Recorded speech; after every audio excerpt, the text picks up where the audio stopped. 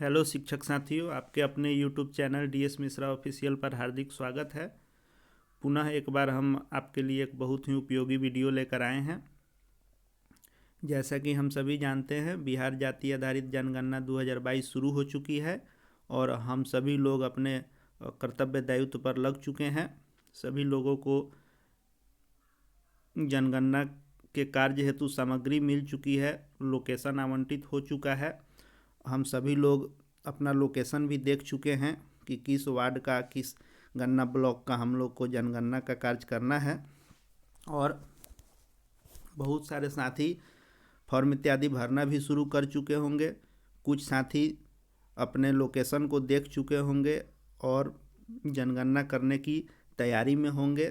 तो यदि आप जनगणना कार्य शुरू कर चुके हैं या जनगणना कार्य करने की तैयारी में हैं, तो यह वीडियो आपके लिए बहुत ही महत्वपूर्ण होने वाला है। क्योंकि इस भीषण ठंड में हम लोग इस जनगणना का कार्य कर रहे हैं, तो सावधानी के साथ करना है कि कोई भी भूल चूक नहीं हो और निश्चित समय से ही हम लोग अपने कार्यों का सही ढंग से निष्पादन कर सकें। इसके पूर्व मैंने एक वीडियो बनाया था कि कैसे जातिगत जनगणना में इस फेज में कैसे मकान का सूचीकरण नंबरीकरण करना है।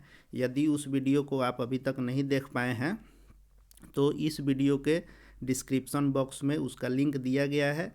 उस लगभग 1 घंटे के वीडियो में सारे चीज़ों को मैंने क्लियर कर दिया है कि कैसे प्रपत्र को भरना है, कैसे मकान नंबर, भवन नंबर देना है, कैसे सारे कार्यों को निष्पादित करना है। एकदम सरल भाषा में उस वीडियो में मैंने समझाया है। अभी तक उस वीडियो को नहीं देख पाए हैं तो उसको देख लें। आज का वीडियो हम लाए हैं कि जनगणना अगर हम शुरू करने जा रहे हैं या शुरू कर चुके हैं तो किन किन सावधानियों को हमको बरतना है। तो यह पीडीएफ फाइल जो हमने लाया है, यह पीडीएफ फाइल जो ऑफिशियल हम लोगों को प्राप्त हुआ है, ऑफिशियल जो पीडीएफ फाइल प्राप्त हुआ है कि इसको देख समझ के ही जनगणना करना है, उसी पर शॉर्ट में हम लोग चर्चा करेंगे कि अगर इसको पढ़ने के बाद भी कोई भी मन में कन्फ्यूजन है तो उसको दूर कर सकें और कार्यों को हम सही ढंग से निष्पादित कर पाएँ। यदि आपने अभी तक हमारे इस YouTube चैनल को सब्सक्राइब नहीं किया है तो अपने एक शिक्षक भाई के इस YouTube चैनल को सब्सक्राइब करें, ताकि आगे भी हम आपके लिए अन्य सहायता के लिए वीडियो लाने का प्रयास करते रहें, मनोबल मेरा बढ़े। चलिए वीडियो में बिना देरी किए हुए आगे बढ़ते हैं। तो जैसा कि हम लोग जानते हैं कि यह जाति आधारित जनगणना के 2 चरण हैं। 2 चरणों में जाति आधारित जनगणना को पूरा करना है और दोनों चरण का कार्य संपूर्ण करने की जवाबदेही हम शिक्षक साथियों की ही है। तो प्रथम चरण में करना है मकान का सूचीकरण और दूसरे चरण में करना है वास्तविक गणना। तो प्रथम चरण का कार्य अभी शुरू हुआ है, जो 7 जनवरी से शुरू हुआ है। 21 जनवरी तक हमको इसको पूर्ण करना है। द्वितीय चरण का अभी डेट नहीं आया है। द्वितीय चरण का जब डेट आएगा तो उसमें वास्तविक गणना का कार्य करना होगा और उसको अपलोड करना होगा। तो प्रथम चरण मकान सूचीकरण नंबरीकरण में जो हमको काम करना है वह 3 काम करना है। एक है गणना क्षेत्र का निर्धारण, दूसरा है गृह संख्या का निर्धारण और तीसरा है संक्षिप्त गृह पंजी को तैयार करना। तो गणना क्षेत्र का निर्धारण तो हो चुका है, गन्ना ब्लॉक मिल चुका है, किस पंचायत के किस वार्ड में हमको करना है वह तय हो चुका है। अब हमको करना है गृह संख्या का निर्धारण करना है, नजरी नक्शा इत्यादि बनाना है और संक्षिप्त गृह पंजी को तैयार करना है। चलिए आगे है कि प्रथम चरण में मकान की सूचीकरण की जो प्रक्रिया है उसके बारे में दिया है कि मकान नंबरीकरण की प्रक्रिया मकान सूचीकरण संक्षिप्त मकान सूची के तैयारी के संबंध में जो मतलब विभागीय पत्रांक दिनांक है उसके द्वारा निर्देश दिया जा चुका है और सभी जो है नमूने इसमें संलग्न किए जा चुके हैं। अब इस तैयारी में हमको क्या क्या करना है मकान नंबरीकरण में, तो हम लोग को क्या करना है कि परगणक में हम लोग हैं तो नक्शा को तैयार कर लेना है। तो नक्शा क्या करेंगे कि पहले हम लोग रफ पर तैयार करेंगे। उसके लिए या तो सादे पेपर पर तैयार कर लें या कार्डबोर्ड लेकर के उस पर तैयार कर लें। पहले रफ करेंगे, जब कार्य को पूर्ण करने का समय आएगा उसके पहले जो है इसको दिए गए नक्शा वाले पेपर पर बनाएंगे, अभी रफ ही करते चलेंगे। दूसरा करना है कि आवंटित गन्ना ब्लॉक का भ्रमण कर लिया जाए। तो हम सभी लोग आवंटित गन्ना ब्लॉक का भ्रमण कर चुके हैं और महत्वपूर्ण जानकार व्यक्ति से पूछकर गन्ना क्षेत्र के संबंध में आश्वस्त हो लिया जाए। किसी भी दुविधा में जो हम लोग 6 आदमी के टीम में एक पर्यवेक्षक बने हैं उनसे मार्गदर्शन ले लेना है। इन दोनों कार्यों को हमने कर लिया है और लगभग सभी साथियों ने कर लिया होगा। उसके बाद करना है कि जो नक्शा मिला है, नक्शा पर आवंटित गन्ना ब्लॉक मार्क कर लिया जाए, यानी नक्शा पर उसका मार्किंग कर लेना है। नक्शा पर चौहद्दी लिख लिया जाए, यानी कोई भी नक्शा जब हम बनाते हैं तो नक्शा बनाने में क्या करते हैं कि कोई भी नक्शा अभी तक जो हम देखे हैं तो नक्शा बनता है तो ऊपर में दिया जाता है नॉर्थ, नीचे में साउथ, दाएं में दिया जाता है ईस्ट और बाएं में दिया जाता है वेस्ट। यानी ऊपर में रखेंगे उत्तर को, नीचे में रखेंगे दक्षिण को और दाएं में रखेंगे पूरब को और बाएं में रखेंगे पश्चिम को। ऐसे नक्शा की तैयारी हम करेंगे। तो वो जो नक्शा में चारों दिशा को हम दर्शाएंगे, तो चारों दिशा को जब हम दर्शा लेंगे, नॉर्थ साउथ ईस्ट और वेस्ट को, तो इसमें चौहद्दी लिख लेंगे कि जो हमको गन्ना ब्लॉक मिला है उसके उत्तर में क्या जा रहा है। अगर सड़क जा रहा है तो चौहद्दी में सड़क लिख लेंगे, दक्षिण में नदी जा रही है तो नदी लिख लेंगे, पश्चिम में जो हो, पूरब में जो हो उसको लिख लेंगे। यानी कोई भी नक्शा जब बनाते हैं तो उसकी पहले चौहद्दी होती है, तो चौहद्दी लिख लेंगे। गन्ना क्षेत्र के अंदर पड़ने वाले सभी महत्वपूर्ण स्थल चिन्ह मार्क कर लिए जाएं। यानी गन्ना क्षेत्र में आपके जो भी चीज़ पड़ेंगे, जैसे कोई मंदिर है, मस्जिद है, गुरुद्वारा है, कुआं है, नदी है, पोखरा है, स्कूल है, अस्पताल है, मदरसा है, जो भी है उस स्थल को वहाँ लिख लेंगे, मार्क कर लेंगे। और सड़क, रेलवे लाइन, नदी आदि जो भी है उस पर दिखा लेंगे।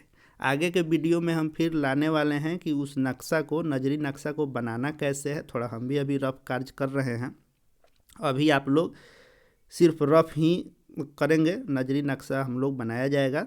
पहले सब कुछ का रफ हम लोग कर रहे हैं 2 से 3 दिन में, उसका भी स्पष्ट वीडियो आपके लिए हम बनाएंगे कि कैसे पूर्ण रूप देना है नजरी नक्शा का।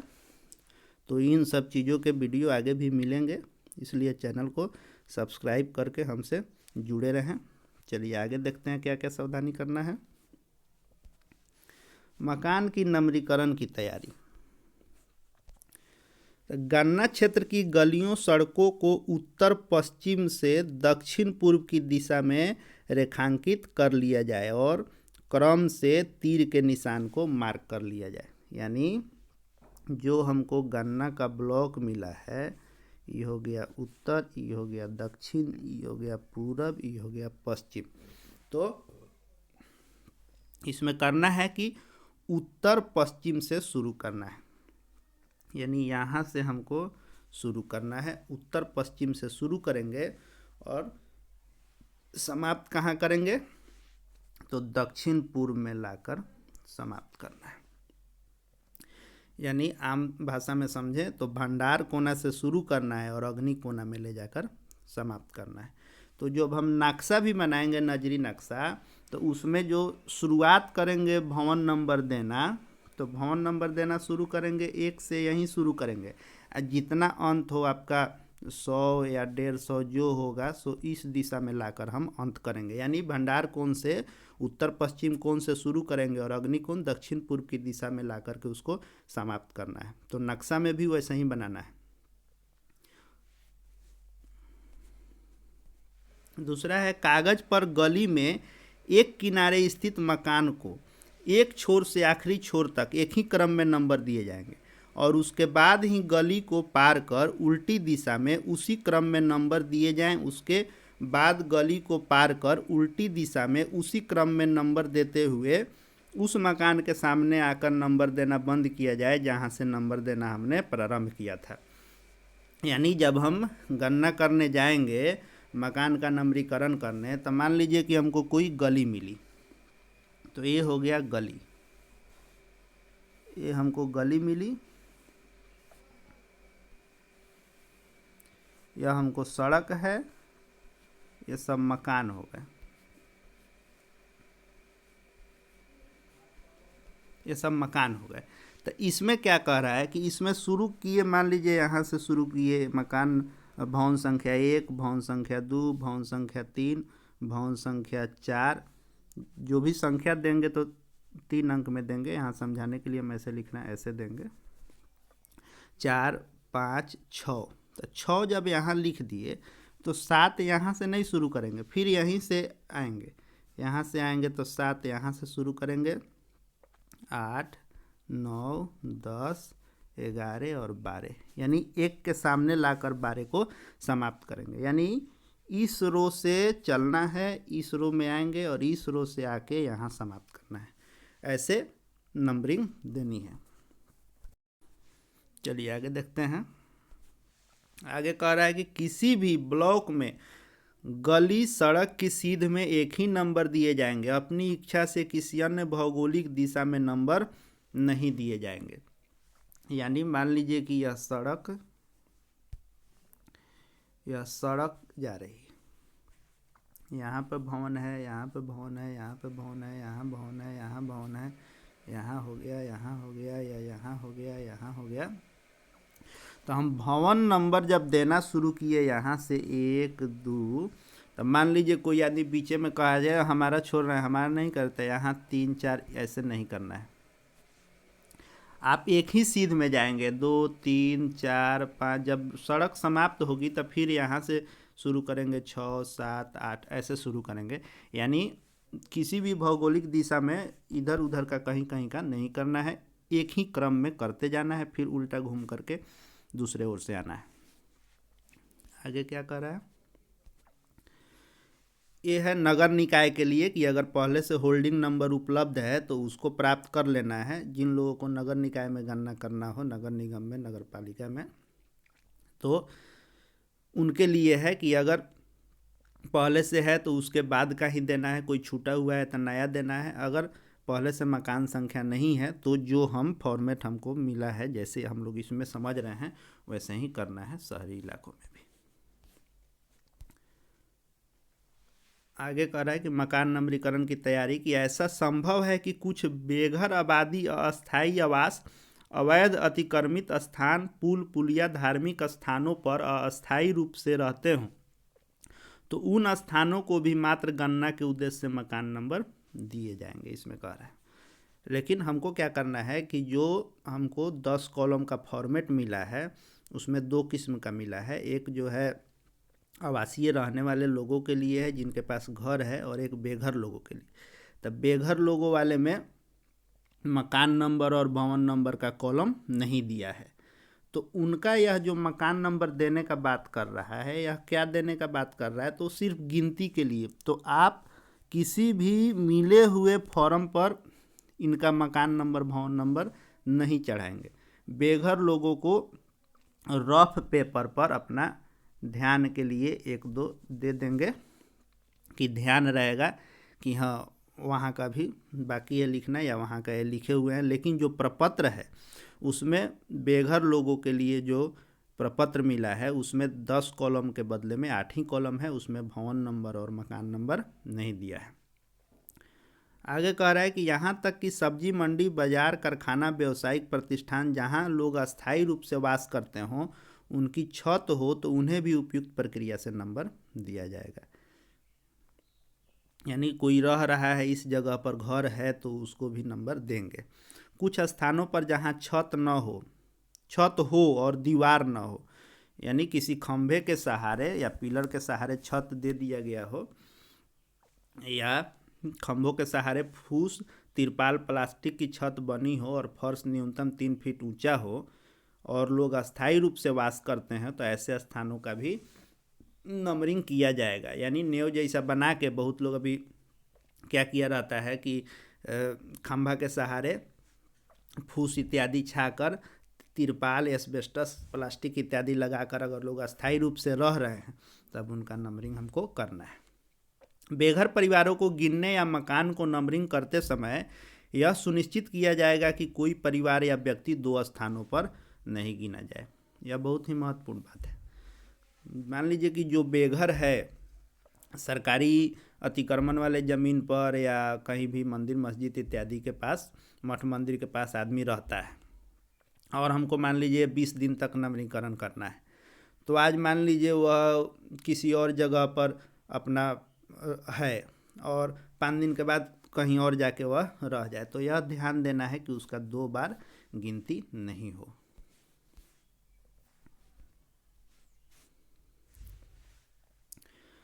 प्रत्येक गणना भवन को क्रमित रूप से आरंभ से नंबर दिया जाएगा और प्रत्येक भवन के अधीन गणना मकान को नंबर दिया जाएगा।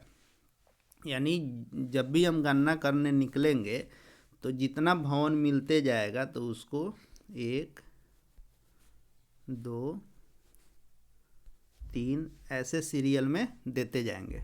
और जो मकान नंबर भी मिलेगा, तो मान लीजिए कि एक भवन में अगर हमको 2 मकान मिल गया है तो भवन 1 दे दिए हैं, इसमें मकान हो गया है 1 और 2, तो जब आगे भवन 2 में जाएंगे तो इसमें फिर मकान नंबर 1, 2 नहीं देंगे, इसमें मकान नंबर 2 हो गया है तो 003 और 004 देंगे। फॉर्मेट में जब भी हमको 4 भरना है तो ऐसे वाला 4 भरना है, 7 भरना है तो ऐसे करना है, पेट नहीं काटना है, और 4 को ऐसे नहीं लिखना है और 7 को ऐसे नहीं लिखना है। उसके आगे है कि ऐसा संभव है कि एक भवन में 1 या 1 से अधिक मकान हो तो उस भवन में प्रत्येक मकान को नंबर दिया जाएगा। यानी भवन तो एक है तो देना ही है, उसमें अलग अलग भाई रह रहे हैं, मकान अगर एक भवन में अलग अलग रह रहे हों तो उनका मकान नंबर अलग अलग दिया जाएगा। मकान का अर्थ है कि परिवार के रहने वाले वह क्षेत्र जिसके बाहर निकलने के लिए एक समान दरवाज़ा हो। यदि किसी भवन में परिवार के निकलने के पूर्ण रूप से निर्धारित अलग अलग दरवाज़ा हो तो उस भवन में मकानों की संख्या निकास द्वार के संख्या के बराबर होगी। यानी एक भवन हो जाएगा, उसके अंदर जितने भाई का अलग अलग है, अलग अलग गेट होगा निकलने के लिए, उतना मकान नंबर हम दिए और उसी दरवाजे पर हम मकान नंबर उनका अंकित करेंगे। प्रत्येक गणना ब्लॉक के प्रथम भवन के प्रथम गणना मकान का नंबर 001 से प्रारंभ होकर ब्लॉक के भवन संख्या के क्रमानुसार आगे बढ़ते हुए लगातार क्रम में गणना ब्लॉक नंबर दिया जाना है।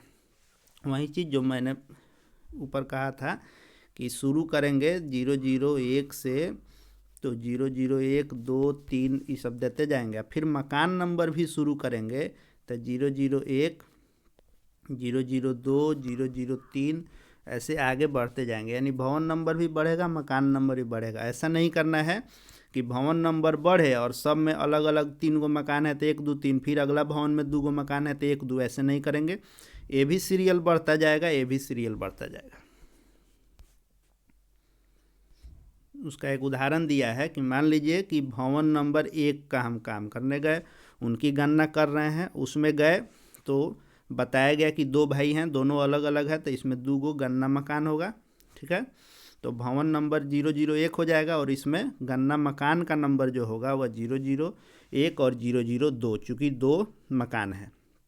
फिर अब अगला बिल्डिंग में गए, अगला भवन में, तो अगला भवन में हम दिए 002, तो 2 दे दिए और इसमें पूछे तो बताया गया कि 3 भाई अलग अलग हैं, 3 मकान नंबर है, इसमें 3 मकान है इस भवन के अंदर, तो 3 हो गया। तो जब अगला शुरू किए तब 2 तक भवन नंबर 1 में दे दिए थे, तो जो अगले भवन का मकान नंबर शुरू किए तो चूंकि 3 गो मकान है तो इसमें 3, 4 और 5 3 गो दे दिए।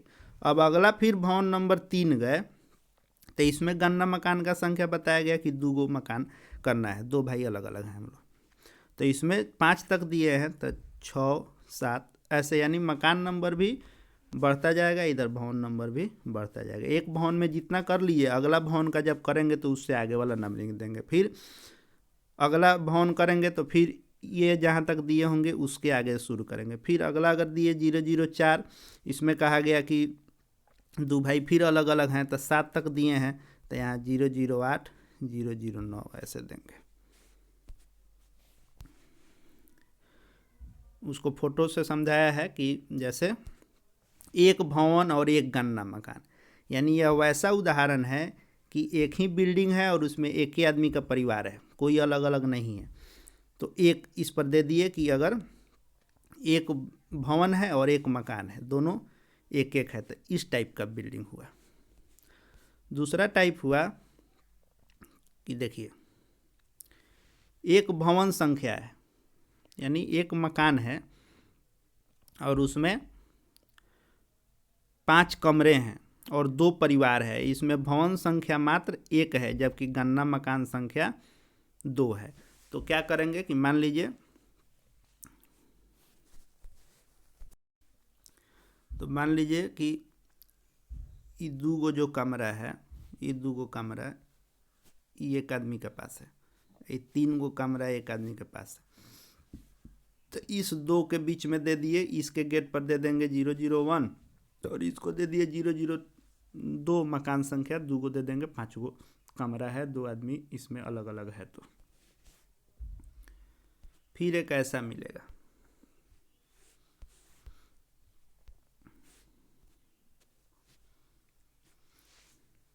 लगातार भवन, इसमें 6 लगातार भवन निर्मित हैं जिसमें से भवन संख्या 1 से भवन संख्या 4 तक प्रत्येक भवन में एक एक गन्ना मकान है। यानी एक ऐसा हमको मिला कि भवन जो है 1, 2, 3, 4 गो जो भवन है इसमें सिंगल सिंगल परिवार रहता है, कोई अलग अलग नहीं है।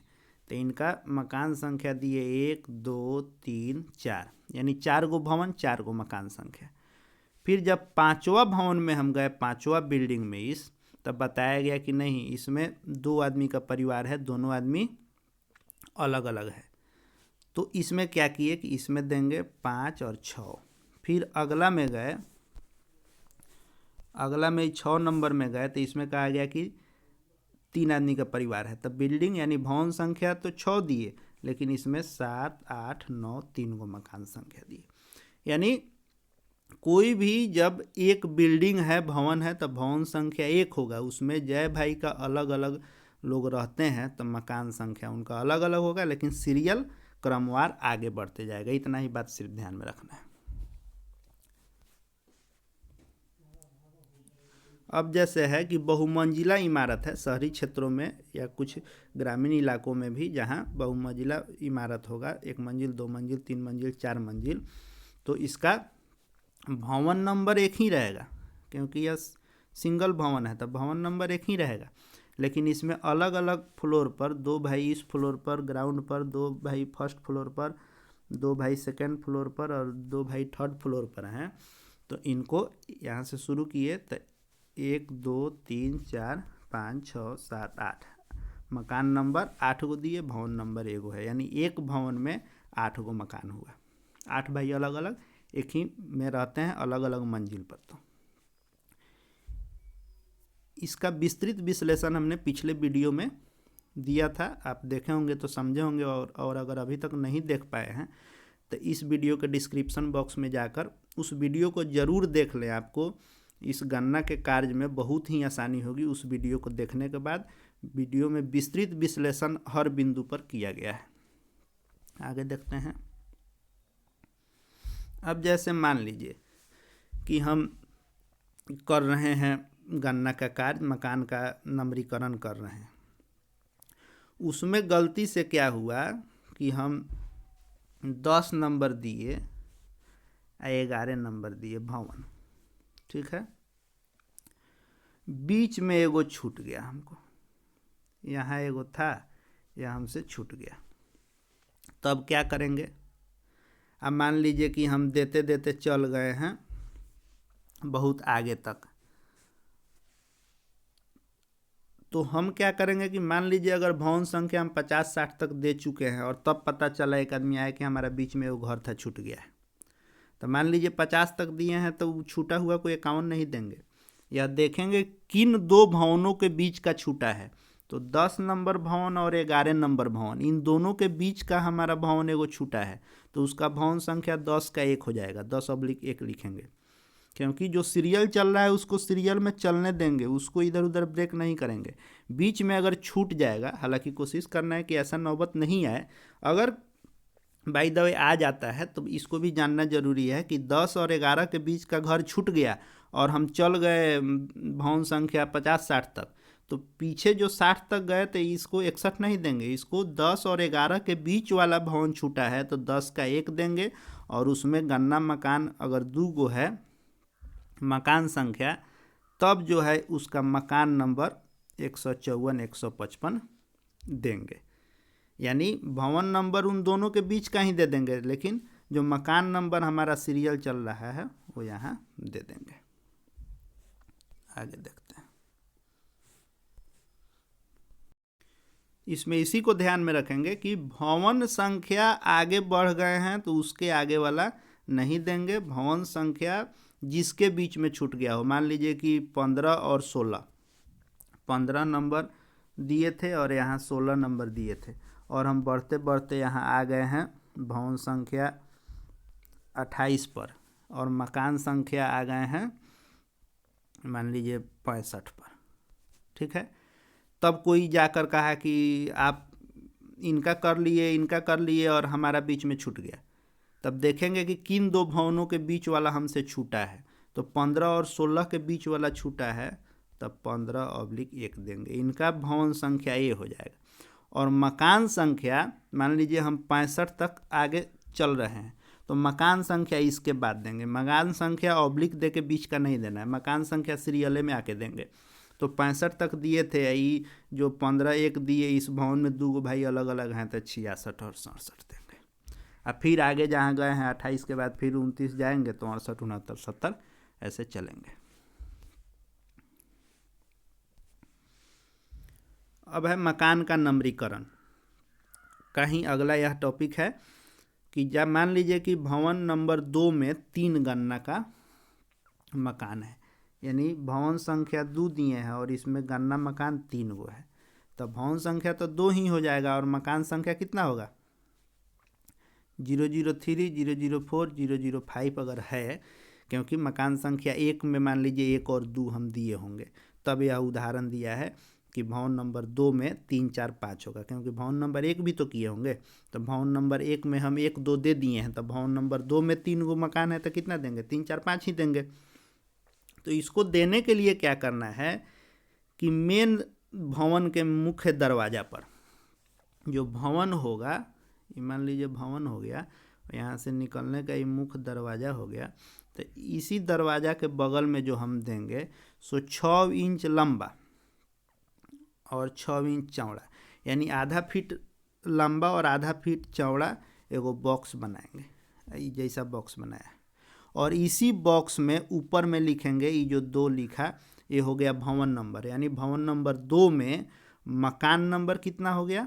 तो 3 से 5 तक, यानी 3 गो मकान है इसमें, 3 4 5, यानी मुख्य भवन के जो मेन बिल्डिंग है उसका जो मुख्य गेट है उस पर क्या करेंगे कि उस पर हम 6x6 का एक कोठा बनाएंगे, और भवन नंबर 2 है तो 2 देंगे, और इसमें मकान नंबर कितना है तो 003 से 005, यानी 3 गो मकान है, इसको देंगे, और लाल रंग के परमानेंट मार्कर जो मिला है नहीं मिटने वाला उसका इस्तेमाल करेंगे।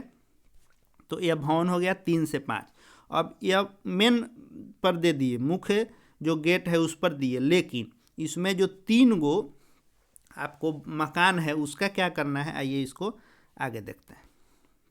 अब देखिए 3 गो जो मकान इसमें दिया गया है भवन नंबर 2 में अलग अलग भाई का, तो तीनों के मकान का जो गेट होगा उस गेट पर भी क्या करेंगे कि वहीं 6x6 का 6 इंच लंबा 6 इंच चौड़ा का कोठा बनाकर और अंदर में सिर्फ ये देंगे कि उनका जो मकान नंबर है 3, 4, 5, इस पर भवन नंबर नहीं देंगे। भवन नंबर भवन के बाहर मुख्य द्वार पर देंगे और ये मकान नंबर अलग अलग 3, 4, 5 इनका अलग अलग दे देंगे और मेन जहाँ भवन दिए हैं वहाँ 3 से 5 लिख देंगे, यानी 3 गो इसमें है।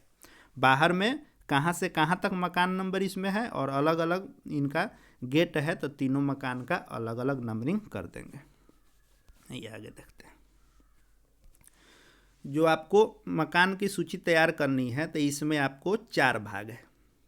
जो प्रथम चरण का यानी इस जातीय जनगणना का जो प्रथम चरण का कार्य का आपका निष्पादन है वह 4 भाग में दिया गया है। 4 भाग कौन कौन है? तब पहला भाग है पहचान संबंधी विवरण, दूसरा भाग है मकान सूची विवरण, तीसरा है बेघर परिवारों की सूची और चौथा है मकान सूची कार्य समाप्ति उपरांत का प्रमाण पत्र, यानी कार्य हम कंप्लीट कर लिए उसका प्रमाण पत्र हमको देना है। तो आइए इन चारों को देख लेंगे।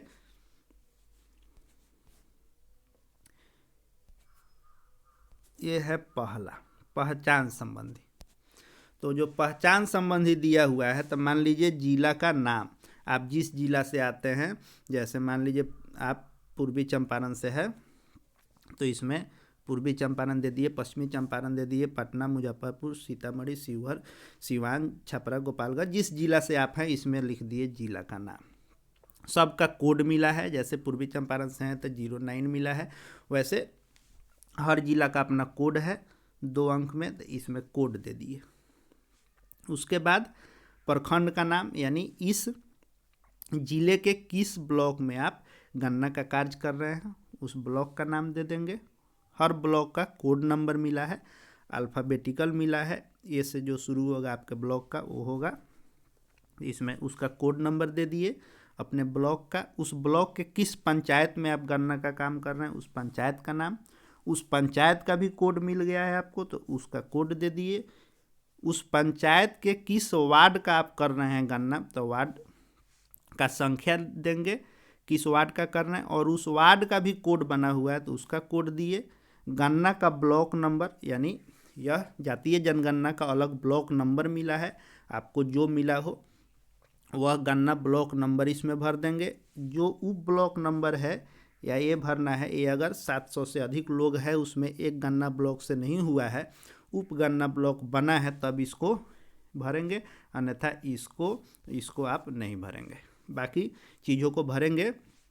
तो ये आपका हो गया पहला भाग, जो प्रथम चरण के फर्स्ट फेज का जो आपको मकान सूचीकरण नंबरीकरण का कार्य पूर्ण करना है उसका पहला भाग जो है वह था पहचान संबंधी विवरण, और इसमें जो आपको भरना है वहीं जिला का नाम, जिला का कोड, ब्लॉक का नाम, ब्लॉक का कोड, पंचायत नाम, पंचायत कोड, वार्ड संख्या, वार्ड का कोड और गन्ना ब्लॉक का कोड। ये सारे चीज़ आपको उपलब्ध हो चुके होंगे अब तक। उसी को इसमें बारीकी से और काले रंग के बॉल पॉइंट पेन से भरना है। जेल पेन से, मोटा गाढ़ा जो चलता है जेल पेन का प्रयोग नहीं करेंगे, काले बॉल पॉइंट से भरना है, काले बॉल पॉइंट से भरेंगे इसको, ठीक है। तो एक नंबर हो गया। अब आइए दूसरा देखते हैं, दूसरा भाग में क्या करना है। वहीं दिया है कि सब भरना है।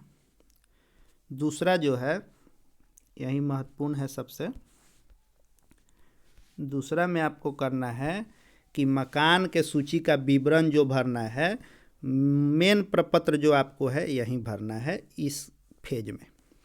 तो इसमें 10 को कॉलम दिया है, तो सबसे पहले ऊपर क्या करेंगे, जो प्रथम वाला में भरे हैं उसी का जिला का इसमें कोड भर देंगे, ब्लॉक का कोड, गांव का कोड यानी पंचायत का कोड, वार्ड का कोड, गन्ना ब्लॉक, उप ब्लॉक है तो इसको भरेंगे।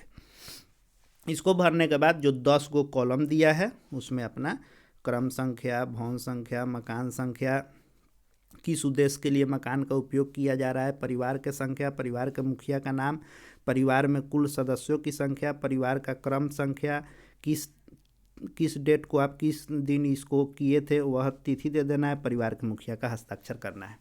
यही 10 कॉलम जो है आपको महत्वपूर्ण भरना है। तो इन 10 कॉलम को कैसे भरना है इसका विस्तृत चर्चा हमने पूर्ण रूप से समझाकर इस वीडियो के डिस्क्रिप्शन बॉक्स में जाएं, उस वीडियो का लिंक आपको मिल जाएगा जिसमें मैंने इन 10 कॉलम को भरने का विस्तृत विवरण दिया है कि कैसे भरेंगे, कैसे भवन संख्या होगा, मकान संख्या होगा, उसमें परिवार का संख्या कैसे देंगे, या परिवार में कुल सदस्य का संख्या कैसे लिखेंगे, परिवार का क्रम क्या होगा, उसको मैंने विस्तृत उसमें बताया है। अगर उसको फिर से इसमें बताएंगे तो वीडियो बहुत ही लंबा हो जाएगा, इसलिए अगर आप देखे होंगे तो आपको समझ में आया होगा, आपके लिए आसानी हो रही होगी। अगर अभी तक नहीं देखे हैं तो उस वीडियो को जाकर ज़रूर देख लें। इस 10 कॉलम को भरना आपके लिए आसान हो जाएगा, ऐसा मेरा पूर्ण विश्वास है। तो ये 2 भाग हो गया। तीसरा भाग आइए। तीसरा भाग जो है ये तीसरा भाग जो आपको ये PDF मिला है यह गलत दिया गया है। ये दूसरा भाग वाला का ही इस पर लगाया गया, जबकि बेघर परिवार की सूची में इसका प्रयोग नहीं करना है। बेघर परिवार के सूची का जो फॉर्म आपको मिला है उसमें ये 10 कॉलम नहीं है, उसमें 8 गो कॉलम है। 8 गो कॉलम है, उसमें मकान संख्या भवन संख्या नहीं है, क्योंकि बेघर का करना है जिसके पास घर ही नहीं है, तो उसका भवन संख्या मकान संख्या कहाँ से आएगा। तो भवन संख्या मकान संख्या 2 गो कॉलम उसमें से गायब है। और यह जो जिस उद्देश्य के लिए मकान का उपयोग किया जा रहा है ये इसके बदले में यहाँ दिया हुआ है जो स्थान, किस स्थान पर वह रह रहे हैं, तो वो आपको भरना है। यानी ये नहीं है, आपको उसके लिए अलग फॉर्म मिला हुआ है, यह भाग 2 ही लिख दिया है। ये भाग 3 वाले का इसमें इस्तेमाल करेंगे जिसमें 10 कॉलम नहीं 8 कॉलम ही दिए हुए हैं। आगे बढ़ते हैं।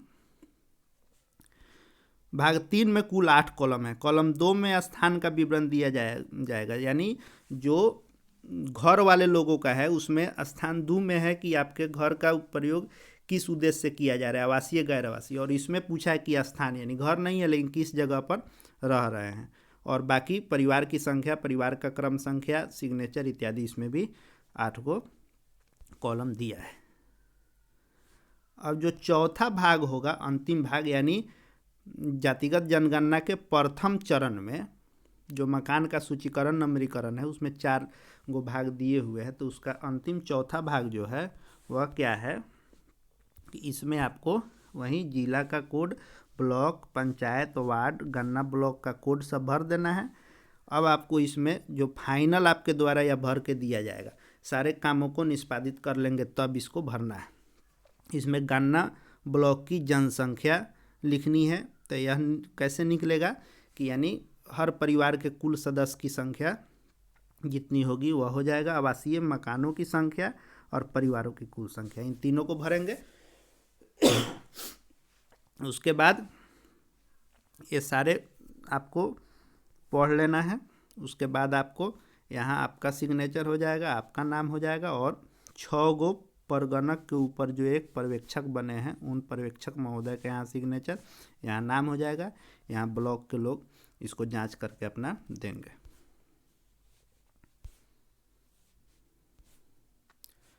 इस वीडियो को देखने के लिए आपका बहुत बहुत धन्यवाद। आशा है कि इससे कुछ आपको हेल्प हुआ होगा। अगर आप मकान सूचीकरण नंबरीकरण वाला इससे पहले वाला वीडियो नहीं देख पाए हैं तो इसके डिस्क्रिप्शन बॉक्स में जाकर उस वीडियो को ज़रूर देख लें, आपके कार्य में बहुत ही सहायता होगी।